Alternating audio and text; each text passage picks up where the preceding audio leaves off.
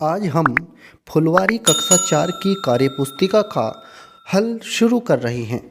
तो ये हमारे पास फुलवारी कक्षा 4 की कार्यपुस्तिका है जो सत्र 2022-23 के लिए है।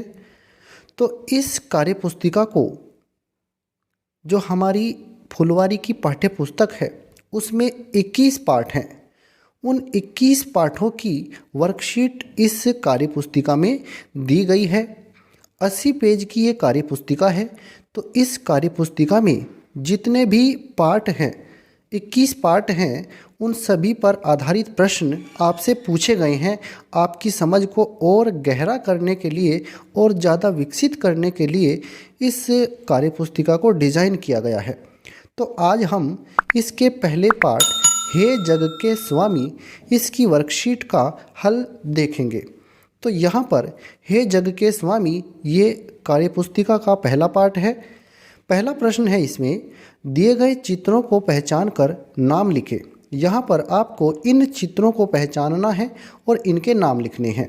ये हमारे सामने सूरज का चित्र है, ये कमल का चित्र है, इनके नाम हमने लिख दिए हैं। ये चींटी का चित्र है और ये नीचे पहाड़ दिए गए हैं। तो आप यहाँ पर इनके नाम लिख सकते हैं। ये चींटी का चित्र है और इसके नीचे ये पहाड़ का चित्र है। तो हमने इनके नाम इसी तरह से लिख दिए हैं। आगे देखते हैं। इसमें दूसरा प्रश्न है हमारा, रिक्त स्थान को भरें। यहाँ पर ये कविता है जो चमक रहा है तेज तुम्हारा, बनकर लाल सूर्यमंडल, फैल रही है कीर्ति तुम्हारी, बन कर के चांदनी धवल। हे जग के प्रकाश के स्वामी, जब सब जग दमका देना, मेरे भी जीवन के पथ पर कुछ किरणें चमका देना। इस तरह से आप इस कविता को पूरी करेंगे। ये खाली स्थान भर लेंगे जो इसमें जगह दी हुई है। इस जगह में आप इस कविता को भर लेंगे और ये पूरा हो जाएगा। तो इस तरह से आप इस कविता को पूरी करेंगे। आगे देखते हैं। तीसरा प्रश्न है हमारा, समानार्थी शब्दों का मिलान करें। आपको यहाँ पर समानार्थी शब्दों का मिलान करना है। जैसे तेज, तेज का इन्होंने करके दिखाया है, तेज मतलब प्रकाश। इसी तरह से धवल, धवल का मतलब है श्वेत। इसी तरह से थल, थल मतलब स्थल। कीर्ति, कीर्ति का मतलब है यश। तो ये इसका समानार्थी शब्द है। इस तरह से आप इनका मिलान करेंगे।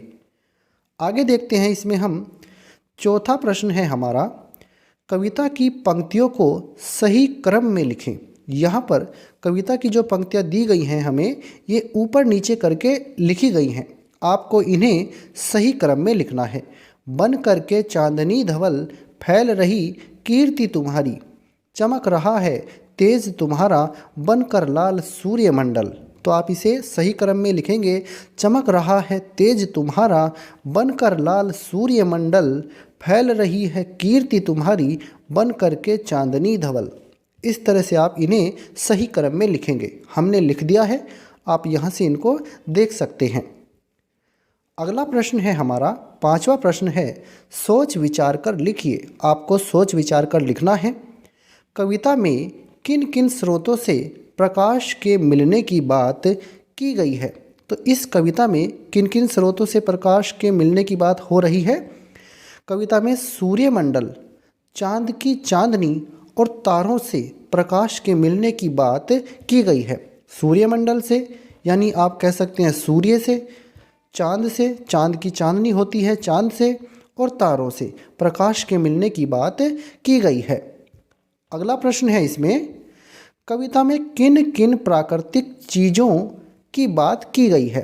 तो इस कविता में सूर्यमंडल, चांदनी, तारे और प्रकाश किरणों की बात की गई है। ये प्राकृतिक प्रकाश है।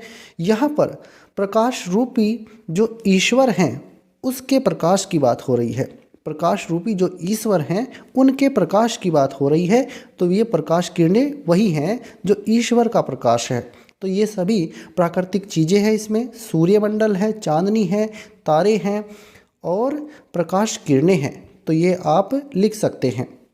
आगे देखते हैं। अगला प्रश्न है, प्रकाश रूपी जग के स्वामी को कविता में कवि ने किसको माना है।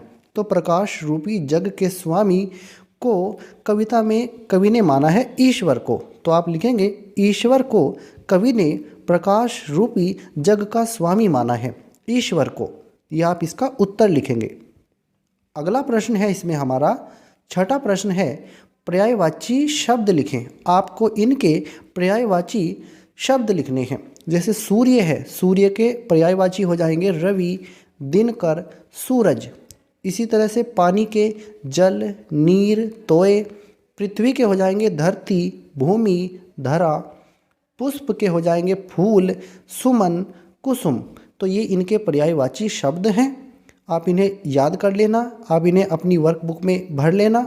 तो इस तरह से ये हमारा फुलवारी कक्षा 4 की कार्यपुस्तिका के पाठ 1 हे जग के स्वामी की वर्कशीट का हल है। अगर आपको यह वीडियो अच्छा लगा है तो कृपया करके इसे लाइक और शेयर करें और हमारे चैनल को सब्सक्राइब ज़रूर करें।